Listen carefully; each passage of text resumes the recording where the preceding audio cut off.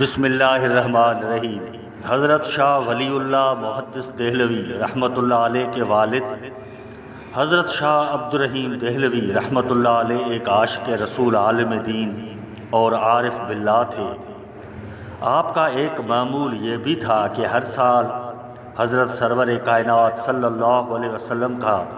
میلاد شریف کرتے تھے۔ ایک سال ایسا ہوا کہ ان کے پاس میلاد میں پکانے کے لیے کچھ میسر نہ تھا، لیکن آپ کے اخلاص، خلوص، محبت اور عشق کی وجہ سے میلاد النبی صلی اللہ علیہ وسلم میں ایک ادنا سا طعام بارگاہ رسالت میں مقبول ہو گیا۔ آپ کے فرزند حضرت شاہ ولی اللہ محدث دھلوی رحمت اللہ علیہ اپنے مشہور رسالے الدرالثمین فی مبشرات النبی الامین میں لکھتے ہیں کہ میرے والد گرامی یعنی حضرت شاہ عبدالرحیم فرماتے تھے کہ میں یوم میلاد کے موقع پر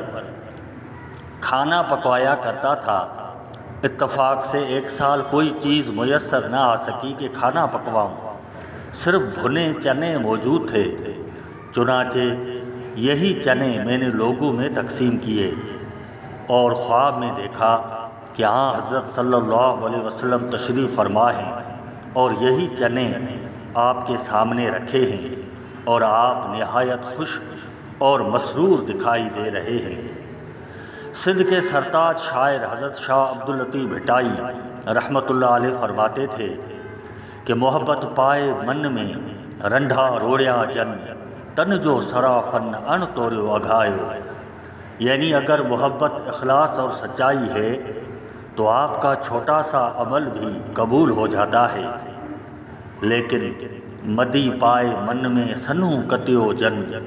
تن جو سرافن دکوئی داخل نہ کیو، یعنی